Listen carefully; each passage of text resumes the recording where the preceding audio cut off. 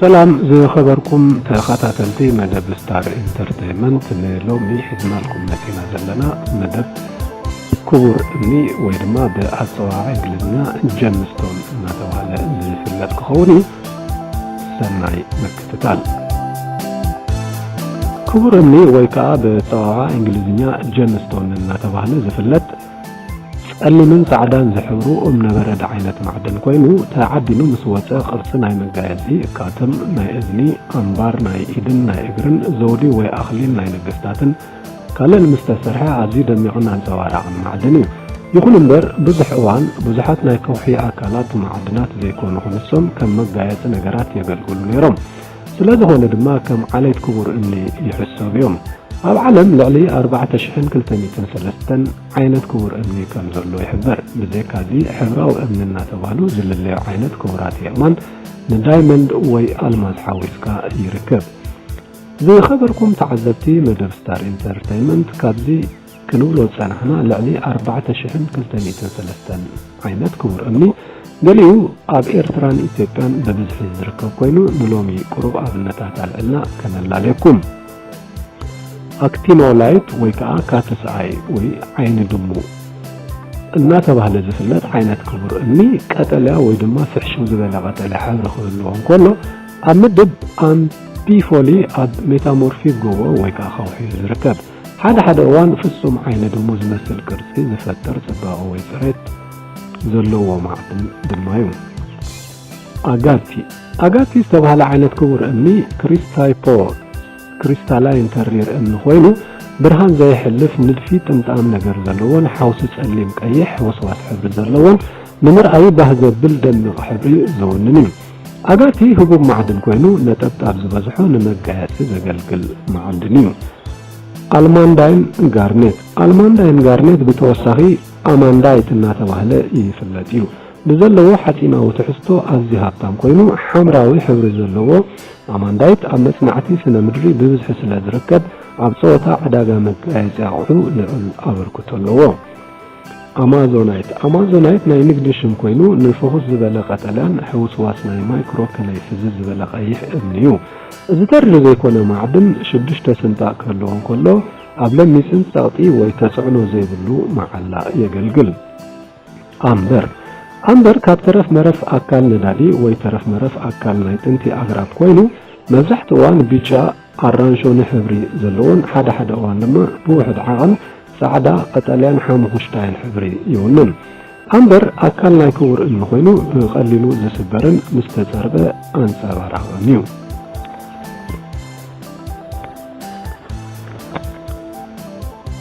ኣሚዘስት ብውሽጡ ከም መስትያት መልክዕ ወይ ነገራት የሕሊፉ ዘርኢ ኮይኑ ዓለት ተሪር እምኒ ድማ እዩ ኣሚዘስት ካብ ፍኹስ ዝበለ ብጫ ክሳብ ሓምራዊ ሕብሪ ይውንን ኣሚዘስት ሓደ ካብ ህቡብ ገጽታ ዘለዎም ክቡራት እምኒ ኮይኑ ኣብ ብዙሕ ከባቢታት ዓለም ይርከብ ኣሚትሪን ክልተ ዓይነት ሕብሪ ዝውንን ዓይነት እምነበረድ ኮይኑ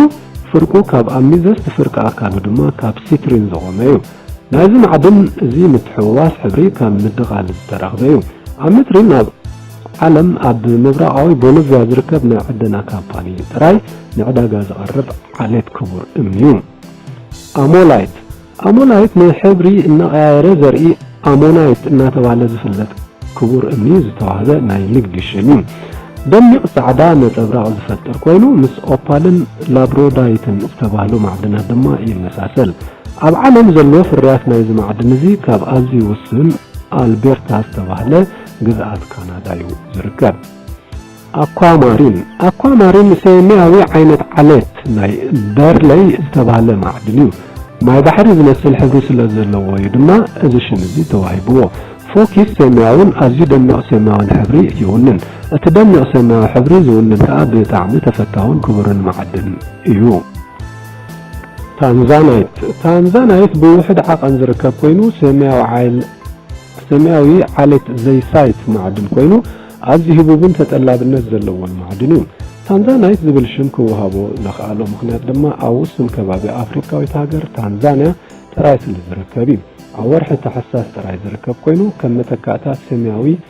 ሳፋይሩን የገልግል እዩ ዳይመንድ ወይ ድማ አልማዝ ኣዝዩ ፍሉጥን ብዙሕ ተጠላብነት ዘለዎ ተሪር ባእታ ኮይኑ ዳርጋ ዘይልለ ሕብሪ ሓውሲ ጻዕዳ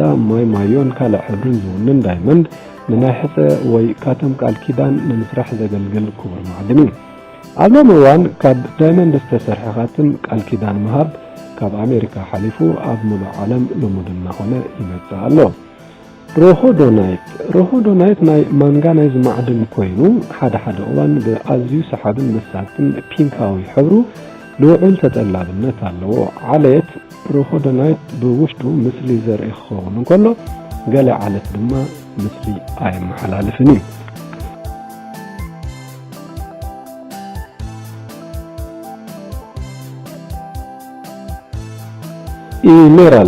ኢሜራልድ ካብቶም ክቡራት ዓይነት ማዕድናት ኮይኑ ስጋብ ለይተሎሚ ብብዝሒ ዝዕደነሉ ቦታ ኣብ ኮሎምቢያ፣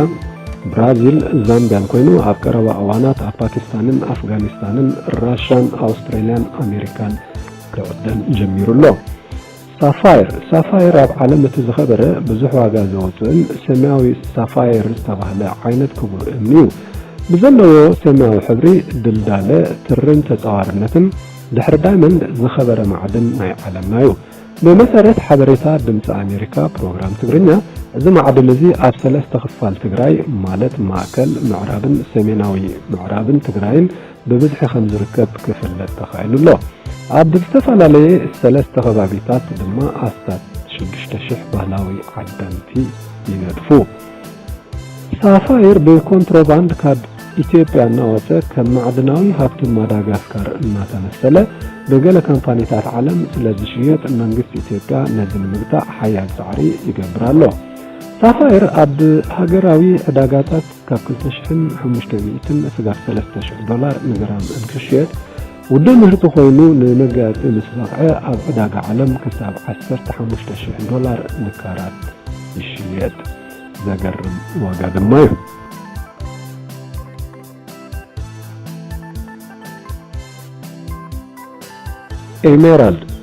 ኤሜራልድ ዝተባህለ ዓይነት ክቡር እምኒ ወይ ማዕድን ናብዚ ሕጂ እዋን ብብዝሒ ብባህላውያን ዓደንቲ ኣብ ኤርትራን ኢትዮጵያን ይርከብ ኣሎ።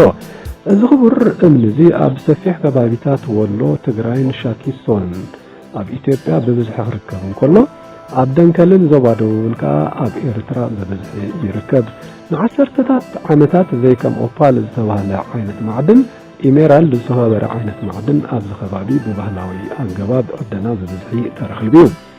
መናኸርያ ዕዳጋ ክቡር እምኒ ኣብ ዝኾነት ሻኪሶ ዝተባህለት ሓውሲ ከተማ ኢትዮጵያ ካብ ኬንያ ኣስታት 80 ኪሎ ሜትር ርሕቃ ትርከብ። ሕጋውያን ነጋዶ ክቡር እምኒ ብሕጋዊ መንገዲ ይገዝኡን ይሸጡን። እዚ ናይ ዕዳጋ ቦታ ኣብ ውሕዳት ናይ ምትሕግጋዝ ማሕበራት ይምቀል። ነፍሲ ወከፍ ማሕበር ኣቦ ወንበርን ብዙሕ ዝበሉ ቁፅሪ ኣባላትን ንዕዳጋን ዕደናን ዝተጻረየ ኢሜራልድ ዝቆጻጸሩ ትውንን። ዘይተጻረየ ኢሜራልድ ምስ ተኣከበ ብመንገዲ ሸቃጡ ኣብ ዕዳጋ ቅድሚ ምውዓሉ ብሻኪሶ ኣቢሉ ናብ ዋና ከተማ ኢትዮጵያ ኣዲስ ኣበባ የምርሕ። ብመሰረት ሓላፊ ዕዳጋ ዕደና ናይ ሚኒስትሪ ማዕድንን ተፈጥሮኣዊ ጋዝን ኢትዮጵያ ኣቶ ተወልደ ብርሃን ኣባይ ኣብዚ ሕጂ እዋን ልዕሊ 100 ኪሎ ግራም ዘይተጻረየ ክቡር እምኒ ኤሜራልድ ይሕፈስ ኣሎ። ዕደና ናይዚ ከባቢ ስጋብ ሎሚ ብዘይ ዋላ ሓደ ናይ ማሽነሪ ሓገዝ ብባህላዊ ኣገባብን ባህላዊ ናይ ኢድ መዐደሊ መሳርሒታትን ይካየድ ከም ዘሎ ድማ ይግለጽ። ቅምሶታት ናይ ዝሓድሽ ዝተረኽበ እኩብ ማዕድን ብነፃ ኣካላት ኣብ ላቦራቶር ካርለስባድን ባንኮክን ተኻይዶም ነይሮም። ብመሰረት ዝተረኽበ ውፅኢት ላቦራቶሪ ድማ እዚ ርኽበት እዚ ብዋጋ ናይ ዓለም ዕዳጋ ዝኸበረ ብፍሉይ ብዓቐንን ሕብርን ፅሬትን ኮይኑ ድማ ተረኺቡ። ብዘይካዚ ብዙሕ ዘይተጻረየ ኣንፀባራቒ ዓይነት እምነበረድ ከም ዝተረኽበውን ክፍለጥ ተኻኢሉሎ። እዚ ኣብ መንጎ ዘን ክልተ ሃገራት ዝርከብ ኣንፀባራቒ እምነበረድ ውሽጡ ኣዝዩ ጽዑቕ ዝኾነ ሕንቅልሕንቅሊት ዘለዎ ውሕዳት ናይ ክልተ መስትያት ዝመስል እምነበረድ ዘለዎ ኮይኑ ሓደ ወገን ናይቲ ክቡር እምኒ ጥራይ መልክዕ ናይ ማዕድን ኣለዎ። ነዚ ሓድሽ ርኽበት ናይ ኢሜራልድ ቅርፂ መውፅኢ ባእታ ምስ ተገብረሉ ካብ ጸሊም ቡናዊ ናብ ደሚቕ ጸሊም ከም ኳርትዝን ካኦላይትን ድርዒ ከም ዘለዎ ክነጽር ተኻኢሉ። እዚ ኢሜራልድ እዚ ካብቶም ኣብ ዛምቢያ ብራዚልን ዝርከቡ ዓይነት ብቐሊሉ ዝስበሩ ዓይነት ክቡር እምኒ ምምስሳል ከም ዘይብሉ ተነፂሩሎ ካብዛ ኣካል እዚ ዝተወስደ ብሳምፕል ወይ ቅስሞ ምስተመርመረ ልሙድ ዝኾነ ጠባይ ናይ ባዮቴት እምነበረድ ዓፃውን ተደራራብን ዘይስሩዕ ጠባያትን ክርከብ ተኻኢሉ ትሕዝቶ እዚ ክቡር እምኒ ተመሳሳልነት ምስ ኤሜራልድ ዘለዎ ኮይኑ ማእከላይ ስሕበት 2.73 ናይ መለክዒ ምዕጻፍ ብርሃን 1.581 ስጋብ 1.589 የጠቓልል ብዘለዎ ማእከላይ ናይ ሓፂን ትሕዝቶ ንነዊሕን ሓፂርን ማዕበል ናይ ኣልትራቫዮሌት ንኤሜራልድ ግኡዝ ነገር እዩ ሕጊ ኤርትራ ንባህላዊ ዕደና ዘየተባብዕን ንኽዕድን ዝተረኽበውን ነቲ መቕፃዕቲ ክብድ ስለ ዝብልን ኣብ ኤርትራ ባህላዊ ዕደና ክቡር እምኒ ብዙሕ ፍሉጥን ልሙድን ኣይኮነን ህላወ ናይ ዝኽቡር እምኒ ኣብዚ ከባቢ ንዕዳጋ ዓለም ፅሬትን ብዝሕን ዘለዎ ኤሜራልድ ሓድሽ ባጥ ክኸፍት እዩ ዓብ ረኽበት ናይ ክቡር እምኒ ኣብ ታክሶን ባንኮክን ሆንኮንግን እኳ እንተጋጠመ ረኽበት ናይዚ ማዕድን እዚ ኣብዚ ከባቢና ግን ተስፋ ዝህብል ብዓቐንን ፅሬትን ልዑል ምዃኑን ክፍለጥ ተኻኢሉሎ ይኹን እምበር ማዕረ ክንደይ ብዝሒ ከም ዘለዎ ምስ ግዜ ዝረኣይ ክኸውን እዩ ዝኸበርኩም ተኸታተልቲ መደብ ስታር ኢንተርቴይንመንት ንሎሚ ሒዝናልኩም ቀሪብና ዝነበርና መደብ ክቡር እምኒ ወይ ድማ